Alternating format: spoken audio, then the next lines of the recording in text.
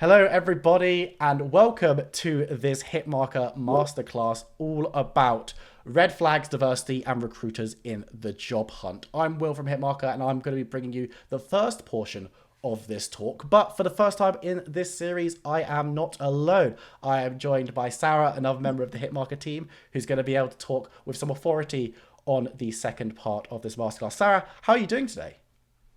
I'm doing great. Excited to get started. Hey everyone. I'm You really can't excited. enter back, but I'm excited. I'm really, really excited to have you here as well. I've already looked through the notes that you've got for this talk, and I'm really, really interested to see what you have to say.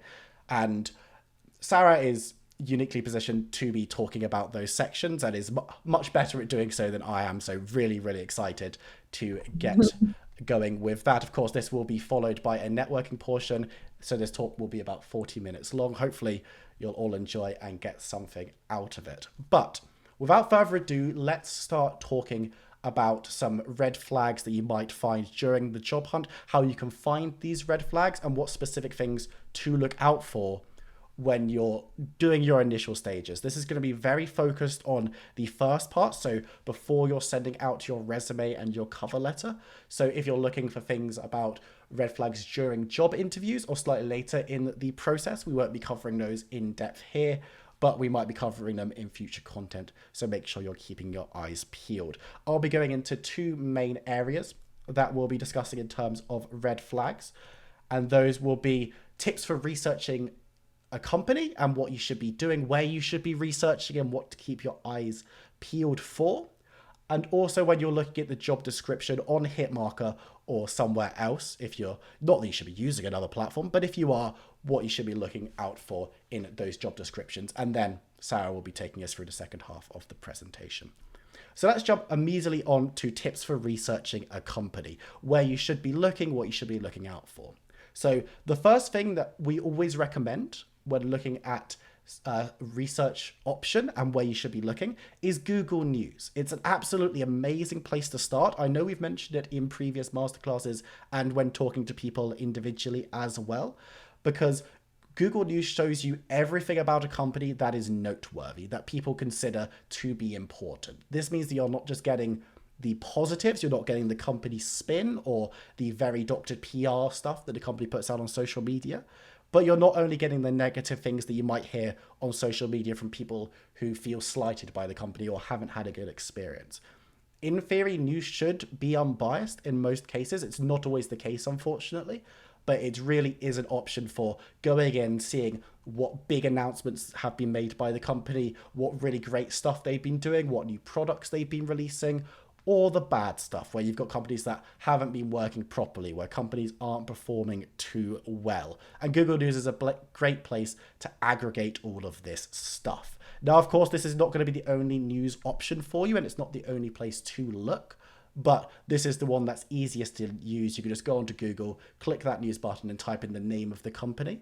You could also be adding stuff like the name of the company and allegations, or the name of the company and controversy, if you want to be going a bit deeper and finding that negative stuff that might be a big red flag to you working there. Because if you head on to somewhere like Google News and you find nothing but positives for the company, yes, that doesn't mean the company is perfect, but that should be a tick in the column of confidence in order for you to think this company should be an okay place to work. But if you go on there and you're finding allegations coming out about senior staff, or you're finding lots of really negative stuff, or the company is just not performing well, they're laying off employees, and it doesn't seem like a great place to work, that should be a big indicator that maybe you don't want to apply to this company. Maybe it's not the best place to work right now. And that doesn't mean it's not going to be a great place to work in the future, but if it's going through a transitional stage or the people in charge at the current time aren't good, maybe it's something that should be avoided. So make sure to keep your eyes peeled for that and check back frequently. Even if a company looks good when you put in your application, before your interview, you want to be doing the same thing. Not only does it mean that you're getting early warning signs about the company, but there's a lot of useful stuff in there to use during the application process and during your interview. Talking about current products or current situations within a company is going to make you look like a very well-read, well-researched candidate. So it's something that you should be doing regardless. Even if you know the company's good, you still want to be checking it out because you might find something a little worrying or at very least, you'll improve your application. Social media also, especially within gaming, is somewhere that you want to be going. You want to be looking at them across their LinkedIn, their Twitter, wherever else they might be prominent, because it allows you to see not only the highlights of what the company wants to put out, what the company wants to show you, but also any responses to that and anything that has been said about them by other people. We said that Google News was good because it should be unbiased, but you kind of want to see both sides as well in terms of the biased form. So a company's social media is often not going to be putting out loads of negative stuff about itself, but this is a good place to see what products they're posting and everything that is going to add to your application and should get you excited to work for the company. But also click on those posts, look at how people are interacting with the company's social media presence, and also do a couple of searches on social media for those terms, for the company name, for allegations, controversy, to see if anything has come out about them privately. The company might not have interacted with it, but if you find a lot of people talking about how terrible the company is on social media, maybe you should be thinking twice about applying, and it gives you a little bit of pause for thought, which will allow you to go in a little bit deeper and research it elsewhere and understand why these situations are coming to pass. Someone posting negatively about a company online doesn't necessarily mean they're a bad company. If it's an isolated incident, sometimes the individual can be in the wrong and it's not the company that's in the wrong. But if you're seeing trends, if you're seeing lots of people talking about the same kind of stuff, or you're seeing lots of different stuff being talked about by people, then that is where you need to see, right, red flag, maybe I shouldn't apply for this company right now, or maybe I shouldn't apply for this company at all. Somewhere else that's great to look, of course, is review sites, places like Glassdoor, where there's going to be good insight because people are rating the companies, and you can see at a glance, generally, are they a good place to work? Is there room for growth? What are the primary issues and what are the primary good things about working at a company? And all of this is going to come from people who have worked with those companies either in the past or currently. And you can't really get a better indicator of what a company's like on the inside than from a company on the inside, someone who's already there and is already partaking in the company and working for them. So checking these places out, again, if it's just one negative review and several positive reviews, yes, of course, read it and keep that stuff in mind. And if you're going further into the process and you see warning signs of the same kind of thing, then that's when you need to be taking it very, very seriously. But if one person hasn't succeeded at a company, posts a negative review on Glassdoor, but everyone else who's worked there said it's really, really great, you probably want to be looking at the trends more than honing in on one individual review and thinking that is exactly what it's like right now. And of course, keep in mind the time period where all of this is posted, because the older stuff is, generally it won't be as relevant as stuff that has been posted very recently. This is why stuff like Google News and social media is so good, because it allows you to quickly and easily see the most relevant and most recent stuff at the top of your feed, making your life a little bit easier. And again, got to specify, this isn't only about finding issues with companies, but it's also about boosting your knowledge for your application. So looking at sites like Glassdoor, looking at social media, looking at Google News is going to give you loads and loads of information and knowledge about the company, not only in terms of the negative, but in terms of the positive and just general information about products and what they do. If you're going in with this information and you're armed with it in your application, dropping something like, I was really interested to see that so many of your employees are excited about going into the office every day because of X, Y, and Z. This is something that really appeals to me. It shows you're a research candidate, and companies absolutely love to see it. So even if you know a company is good, or even if you firmly believe a company is good, you still need to be doing your research, because A, you never know what might have come out in the past few days, and you always want to be prepared, and you always want to be understanding if there are red flags. But also, you want to be preparing yourself properly for every single application you do. Moving on to what to look for in a job description. Now, once you've done your research, and this will come before and after you've done a thorough read through of the job description, because you want to be making sure that the company is somewhere you want to work before you start preparing your application in full. There are lots of things in here that will tell you a lot about a company, both overtly and in subtext. So we're going to be looking at a few things that you need to be looking out for and questions to be asking yourself when you're reading through a job description. So the first one you really want to be looking out for, and this is the most obvious thing for a lot of companies. If you look on Hitmarker, this is a very, very obvious thing to be seeing. It's who's the company? Who is hiring for this job? Do they take pride in telling you who they are? If a company is very clear at the top of the application says, we are X game developer or we are X organization, and we are hiring for this position. We've won these awards. We're a great studio. You want to come and work for us? Then that shows that they're proud to be hiring. That shows that they're a company that wants to be talking to you, that wants to let you know who they are.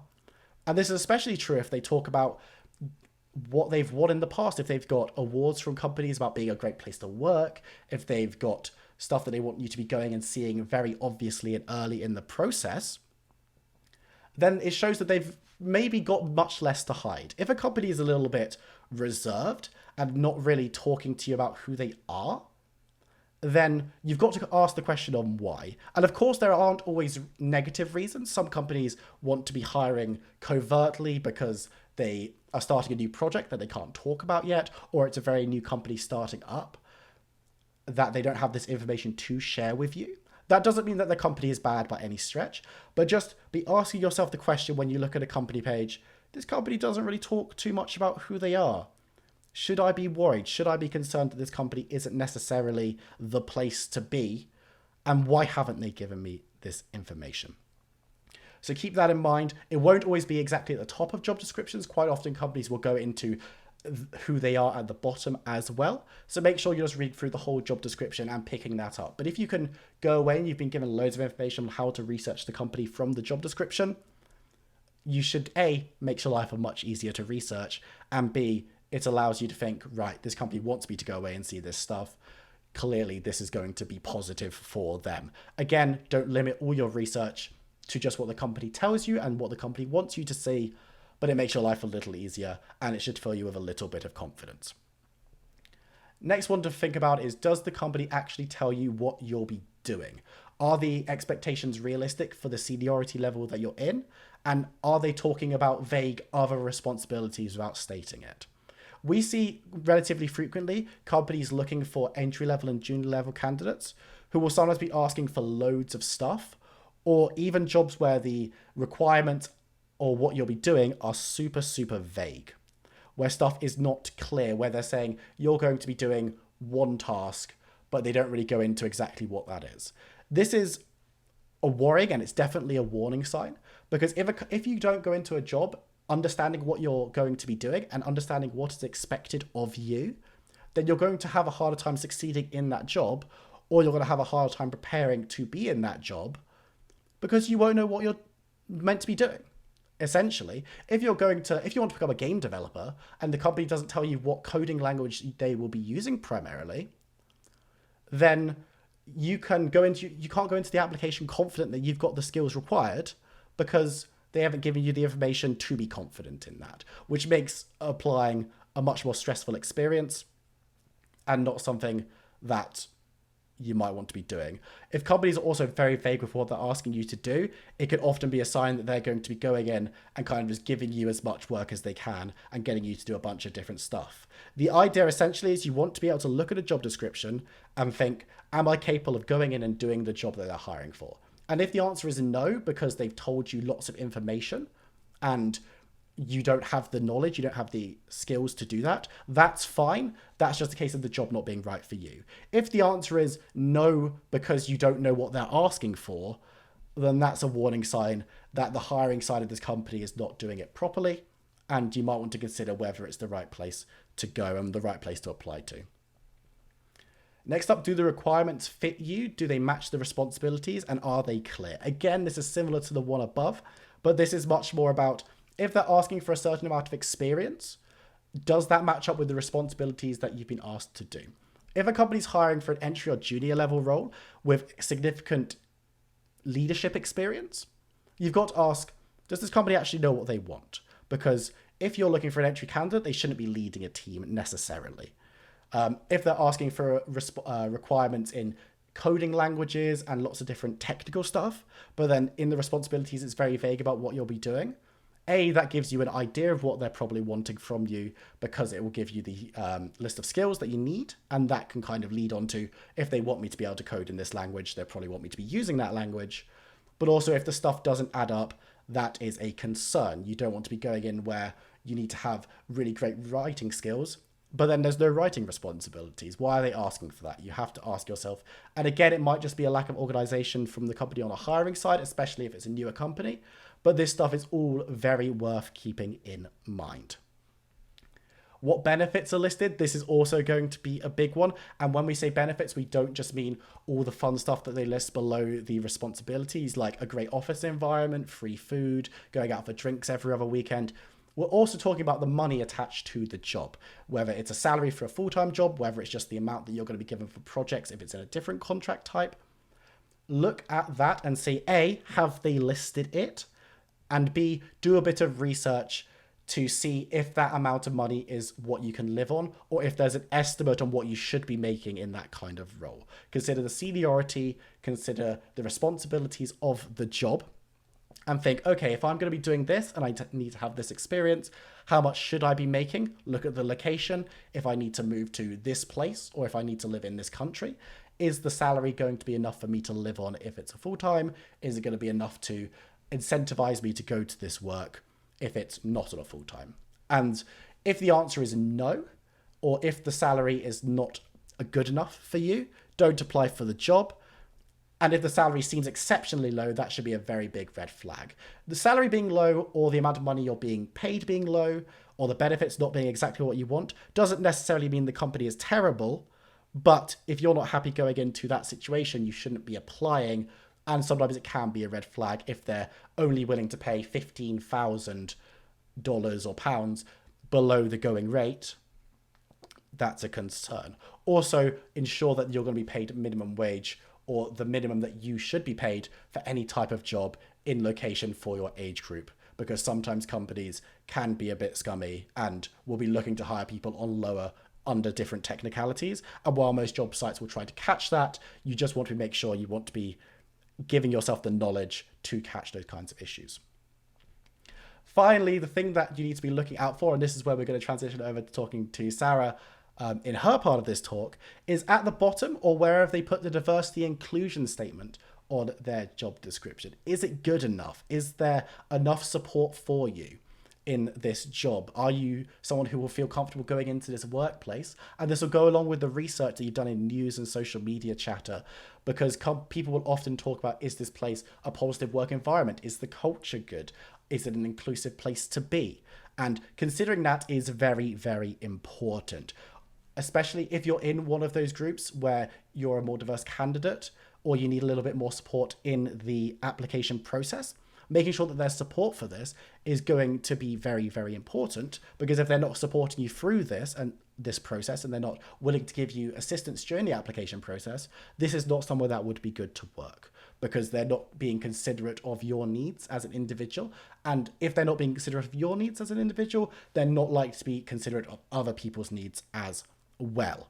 And even if you don't consider yourself to be a more diverse candidate and you read that and think, okay, it's good to know, but it's not necessarily something that I need to be that worried about, maybe it's something that you do need to consider a little bit more. And that is where I'm going to hand over the mic to Sara, who's going to talk to us about diversity and inclusion as well as working with recruiters. So Sara, take it away.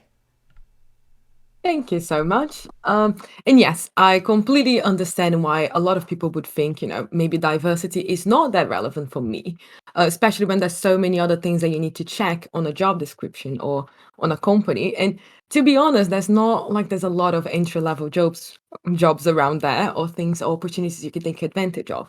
However, making sure that you are looking for diversity is relevant for you, because it has been proven through a lot of studies, but especially McKinsey, that has studied 366 public companies, and they found that companies with more ethnicities and gender diversity, they are more likely to have financial returns just above industry standards.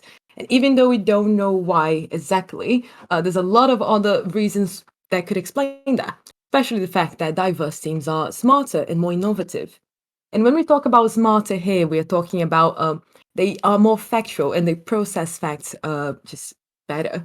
Not because they are diverse in itself, but just because with more backgrounds to kind of see the same issue, you would just come up with different kind of resolutions for it. Turns out you just are more innovative when you work in a group that is not super similar to you. So working in a company that is just more diverse, it means that you have more chances of being innovative. And in our industry, which is games, like that is the most important thing. So being diverse is also being future proof. So many companies that we see around, they simply just don't make it because they're not diverse enough, they're not innovative enough, and they're not creating a product that reflects their audience. So nowadays we look at the scene of gamers, and even though we have probably over 50% being women, we only have around 20% of game developers being women. So it gets to a point that a company that can reflect better their audience will be kind of ahead of the game.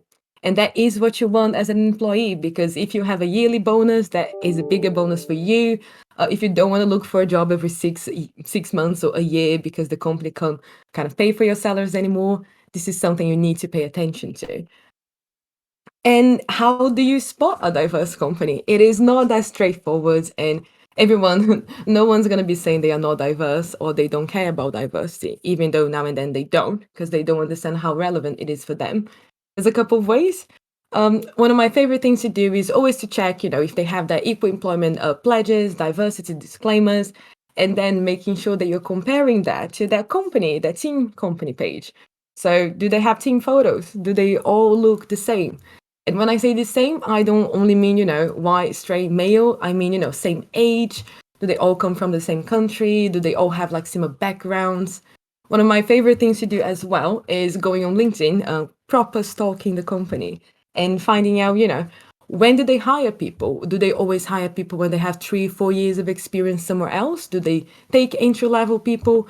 How varied is the background of talent in there?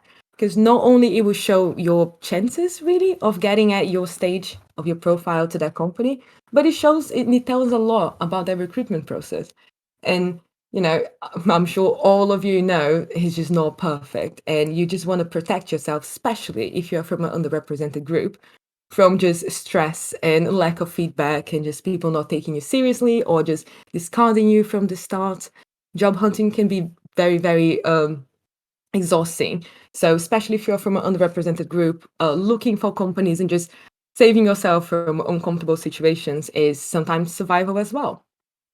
So something else that I suggest doing, but it is a very, very common red flag, but is important to talk about, is their products. If we're talking about a company that has, let's say, a game that focus specifically on an ethnic group, or let's say just a country, but they have no representation on that team about that group, then that is a red flag, even though that happens super often. You just need to have people in your kind of pool of knowledge to talk about that topic if you want to talk about that topic, and you should be hiring accordingly. But yeah, so those are the things that I usually recommend doing. As Will also mentioned, looking for the company name plus controversy on Google is one of my goals too. And now and then you just find things you never know. So it's just good for gossip wise. But if you do kind of end up interviewing with them and you choose to apply, because that's completely up to you, there's nothing that stops you from asking the company, because it is a two-way street. If they are assessing you to see if you're a good match, you should also be able to assess them. So don't be afraid of making those questions, and pay attention to how they answer. Even though it might not be the HR or the recruiter's fault in that case, they need to be prepared to how to deal with what their company has done or not. So make sure that you do ask questions. It looks really good on you anyway. But since we did talk about recruiters, it is very, very important to know how to deal with them. But even more important than that is to know the difference between recruiters.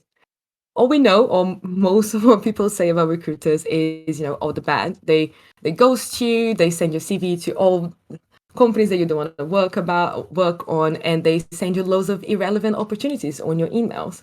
And that's all true, but not for all recruiters, as if it's not, you can't generalize anything. But it's really important to know the difference between recruiters, because those things, they will be more or less common depending what kind of recruiters they are.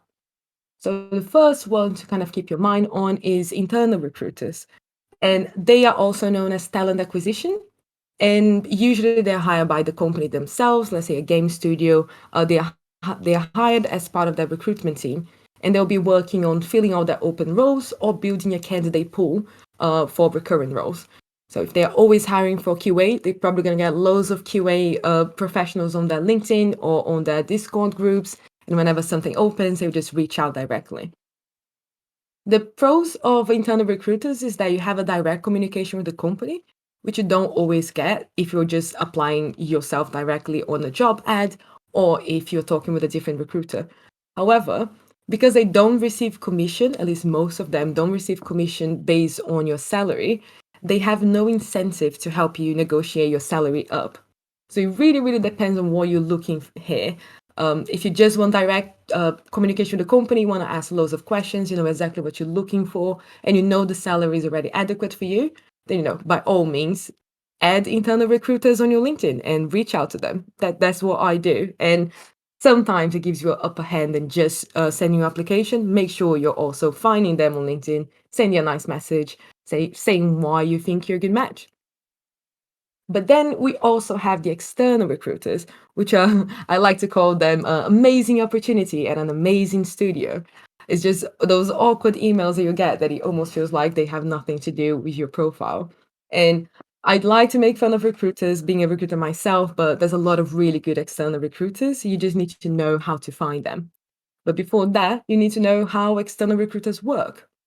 So they are hired by a kind of a recruitment agency themselves, and that agency is hired by a studio or a company. It's almost like outsourcing their recruitment department in a way.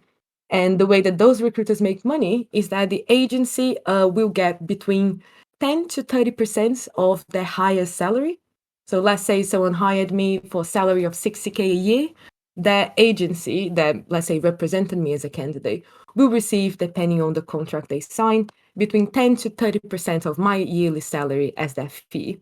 And the recruiter, that was the person that directly was connected to, getting in touch with me and connecting me with the studio, they will get between 5 to 20%, some places more, of the percentage the agency gets. So having that in mind, a pro is that, they usually work with loads of clients, which means that you can get more interviews faster, and they get commissions based on your salary, which means that if you want to negotiate your salary up, they will be there for it, and they will know how far you can go without, not destroying your chances, but making the other side feel a bit uncomfortable. One of the kind of like cons of it is that because they are kind of like incentivized by commissions, they see recruitment and just hiring people as a numbers game. So sometimes it would be more important to them spend more time hiring as many people as they can instead of spending more time with your profile trying to find a company that really matches it. And then you have your recruiters in between, which you can look for them on LinkedIn. They usually have like working for this game studio via this recruitment agency. And essentially they are embedded in the studio. Not only they are finding people to recruit and to just connect for interviews, they also help to write job descriptions. They help to do the whole marketing for like the employer branding. They chat with the hiring managers to understand what are the most important skills.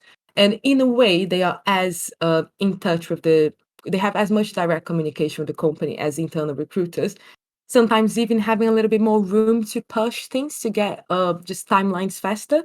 Because even though they are embedded there, the company, the game studio, is paying monthly for their presence there.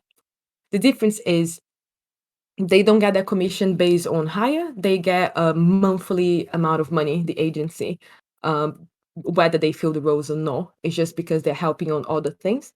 Those recruiters, they tend to be a bit better in, giving feedback and just keeping in touch with you, making sure that you know what's going on. But the problem as well is that sometimes they might need to prioritize a certain client because they haven't hired for them that month, and they might be more worried about that than worried about finding the perfect company for you. So all three types of recruiters, everyone has their own agenda, and you as a job hunter should have your own agenda as well. And I think the only way we can do that is by being powered by knowledge. So here we are. Now that we understand how recruiters work, is well, at least the difference between recruiters is important to know how they find you. So most of the time they will be finding you on LinkedIn. Now and then you will get a recruiter that will jump on your Twitter or on your Discord or on your art station and will message. But as a rule of thumb, they will probably all have a LinkedIn recruiter account. That account kind of allows them to build up projects. And inside the projects are us, the candidates. So let's say I am a recruiter looking for a QA tester on LinkedIn. The things that I can use to find this QA tester are job title, the location, years of experience, years on the role, and keywords. So job title, that's usually the first thing, it's just a quick match. If it's a role that is not that niche or that, it's just very vague, this could be not enough. But my advice for the job hunters out there is, even though you might have a really cool, unique job that you want to make sure that your job title reflects, if your job title is not at least somewhat close to a standard, you are just ruling yourself out of those searches, because no one's gonna look for a ninja with, I don't know, an unreal ninja with incredible skills, whatever it is. Just put software developer or a game programmer or whatever is more relevant to you, as long as it's slightly connected to the industry. Something also relevant is your location. A lot of recruiters will use that to kind of like find people or rule people out. I always recommend being honest about your location, and there's no trick here for the algorithm or how to show up in more searches. It's very, very random. LinkedIn sometimes show people in Europe, but don't show on the specific European countries, and vice versa. So just make sure you put your city and your country, and you'll probably be good. Years of experience is how we use, how we see seniority. Easier than looking at someone that, is a lead. Are you a lead, but do you have only 1 year of experience? That doesn't really add up. Maybe you're a lead at a small place and that client wants a bigger place. So years of experience is quite relevant, because that's how we kind of rate how senior you are. But as relevant as is years on the roll, recruiters usually use this, or to find out if you've been on that company, for example, if they are looking for a manager or someone that's interested in leading. If you've been in a company for, let's say, over 3 years, it's probably something that you're thinking about. And on the other hand, if you've never been in a company for more than a year, that is something the recruiter is going to see as a red flag. So, make sure you keep that in mind, not only when you're changing jobs, but when you're thinking about changing jobs. Don't stay in a toxic environment. I would never recommend that. But, have in mind that if you've changed jobs 3 times in the last year, you probably need to stick out to this one a bit longer, or at least prepare a really good explanation to why you've been jumping jobs ever so often. And then the last thing that is really, really relevant is keywords. The thing that I said about the job title, instead of trying to make your job title as unique as possible, add all of that uniqueness in the about section or on the responsibilities of the role. Because whenever recruiters looking for a very niche role, or whenever they can't find something with the specific things that they need, they would just go through keywords, because they are hoping to find all the people that didn't kind of like formatted their LinkedIn profile in just the best way to be found. So make sure you have your information there, 100%, but in terms of job title, make sure that is somewhere in the industry standard. And now that, let's say you are found by a recruiter, what do you do now? What is this conversation going to look like? Most often than not, a recruiter will try to book a phone call with you. And that is just because of the way that we're being kind of like trained as recruiters. Is a discipline very close to sales. And, it's way harder to sell whatever it is if you're just doing that through text. So that is the reason why recruiters are always trying to get you on the phone. It's not because they're trying to sell you a scam. Hopefully it's not, but they just hopefully will be able to sell that job or that opportunity better. But things that you probably will ask for, but you don't necessarily need to give away, at least straight away, is your CV. So, as they will try to book you in for initial chat anyway, you don't have to surrender your CV at the first moment. If your LinkedIn profile is updated, you can definitely refer them back to that and just say, that has everything that my CV will have. I will be happy to give you my CV after we chat.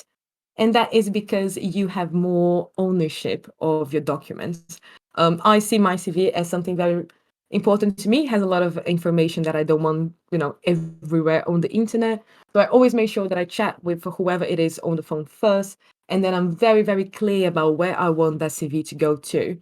If I don't have a list of company names that I'm interested in, I'll make sure that I have, game genres or company sizes. I would never look for something over 600 people, let's say. So make sure that you just tell them exactly what you're interested in when you give your CV, just to make sure that in case they do something that you're not comfortable with, you have a leg to stand on and you can get back to them and to that manager and be a Karen and just say, I didn't like this, which is in your right. So do it. Something else that they do tend to ask is your current salary. And I do understand why recruiters ask that. It makes it easier for them to kind of understand if you're ready to change jobs, if the salary that they have is competitive, if they think that that recruiter or that company at least could rise to that price, all of that. But at the same time, you don't have to say it. You really don't. I never really say how much I'm paid. I don't think it's anyone's business. I think if they are trying to save their time, as they are, and you are as well, just give them a salary expectation, give them a salary range. Tell them, what would make you work for this amount of money and what will make you work for this amount. And then tell them why you're looking for a new job. That is all the information they need to know. And if they try to push you to get more than that, just politely say, no, thank you, because that is a big red flag. Something else that they usually ask is, around willingness to relocate. They'll probably ask if you have visas, if you have any other countries that you can live in, if you see yourself moving to other countries, if your family is on board with your ideas of moving to other countries. And all of the recruiters trying to do is manage their own expectations because it's a very tough industry in a sense that you put a lot of energy into something and things fall through because people are people and that is completely all right. But that's why recruiters get very pushy with those things. They just want to make sure that things will end up in a placement because they are already putting a lot of effort to it. I do usually recommend just being as honest as you can about relocation because if you can't physically relocate that, if you don't have the paperwork, then a recruiter's not going to magically make a visa show up in your hands. So, just be honest and you actually can get opportunities that you can take advantage of. Something else that is a bit more focused on the tech side is, the tech stack. If we're looking to the games industry and, for example, just programming roles, depending on the engines that you're used to working, the languages that you know, um, even like on 3DR, there's so many companies that they just don't want to, in quotation marks, spend the time teaching you how to transition from one tool to the other. One good thing that I like to say to recruiters is, what tools do you have? What is your level on them? What do you think you can do on those tools? And just be honest about it.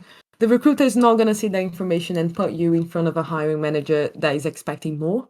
But if you don't say that, the recruiter will look at your profile and they will make their own assumptions of what you know. And in order to not be in an uncomfortable situation with the hiring manager asking you questions you are nowhere near capable of answering, just be open from the beginning. And they will never complain about you sending them too many messages. They might not answer, but they won't complain. Something really, really important to keep in mind, even before you start your job hunt, is your notice period if you're currently on a job. Yes, it's really, really important to give that for your recruiter because it plans things out. As everything in life, recruitment is all about timing. And as a rule of thumb, most recruiters would normally go with the person that has the shorter notice period, just because that means that they will receive their commission faster. However, depending on the type of the recruiter, depending on the client's project, it might be that they are only starting to hire in January. So you having a 2 months notice period is perfect. Means that no one's had to negotiate, they don't have to put a bigger salary for you to break your contract. It's just easier. So what I usually do is giving a reasonable range for my notice period that doesn't count me out, but doesn't show that I'm desperate for a job, aka I am free right now. So make sure that it's something that you could possibly organize with your current just manager, and also something that is not too fast because you should give yourself a little bit of a break in between jobs to clear your mind out. Something else that they used to ask is information around your current company. And that is, again, something that they use to kind of manage their expectations around how likely you are to actually move companies. So they might ask, uh, how are you feeling about the work environment, the benefits, the progression, the company culture? And they'll use that information to try to sell the opportunity that they have. So, you can say whatever you want regarding your situation. I usually say, reason why I'm looking to leaving. Doesn't have to be, because everything's horrible and I don't like it. It might be something more connected to your career progression that just looks better on you and on the company as well. But you don't need to disclose this information. This is, relevant to you. You probably have to explain why you looking for a new job, but you don't have to say, anything specific about the nature of your job and how the culture it is, or what you're not comfortable with, or if you're being discriminated in any way. That is completely up to you. Something else that they ask for, and I don't think I added on the slides, but recruiters usually ask, what else have you applied to? And sometimes they mean that just like through other recruiters, sometimes they mean like direct applications. There's loads of studios that they work with several recruitment agencies. So the way that they work is, if someone already applied, even if it's just, sending that CV through that main application system, and then later on a recruiter introduced the same person and goes through the whole process and they decide to hire, if that person already applied directly, normally 6 months before, the recruiter will not get that commission. So what they normally do is make sure that, they know every place that you've applied to, so they don't waste their time sending your application to them. So it's up to you if you want to say or not. It can only help because you don't want them to waste time that they could be using for something else. But obviously, not everyone knows every single company they apply to. But just make sure that at least a few of the big ones or the ones that you have serious hope of getting in. And the last thing I promise. Recruiters now and then they might ask you for a paragraph, or how we call it, a blurb, and that usually is just a really short 3 to 4 lines, explaining a little bit about you, and then 2 to 3 bullet points around achievements and relevant things that you've done. So, usually starts with something like, Sarah works in recruitment. She has over 5 years of experience doing this and this. She focuses on diversity and inclusion, blah, blah, blah, blah. And then bullet points with things that I have done recently. You can just leave that for the recruiter to write themselves, but no one is better to talk about your experience than yourself. So whenever I am working with a recruiter, I usually just send them a 3 phrase and 2 or 3 bullet points around my achievements. And I just let them add it in a way that it makes sense with their current client. But I like to have the control of the narrative of how someone is gonna, in quotation marks, sell my CV to someone else. So I do recommend everyone doing the same. It's also good because you never know how a recruiter might sell your knowledge or your level of a skill, and then later on you find yourself having to do a test that is not even in the right language. So make sure that you're being as open and honest with your recruiter, because at the very least you get a good relationship that you'll be building for the future. If they are not a good recruiter, then oh well, you might have chatted with someone for 30 minutes that wasn't worth it. But if they are a really good recruiter, you might end up with 5, 6 interviews really, really quick. So as long as you know what are your rights, what you don't have to share, and what they need to do their job, then there's no reason not to work with recruiters. They actually are very, very helpful, and they could just take a bit of the burden off the job hunt, because it is very time consuming. We all know that. But I hope this was helpful, and I hope looking in the future, you will feel more comfortable talking with recruiters or even reaching out to them, because they don't bite, and they much prefer to have as many candidates as they can talking to them. Amazing. Thank you very much. Loads of really, really great stuff in there to um, discuss and consume. And hopefully, as you say, everyone will feel a little bit more confident finding red flags in their job application process and working with recruiters, especially because, as you said, they can be such a useful tool to help speed up the job process. Thank you very much for listening to this masterclass, and we'll see you next time.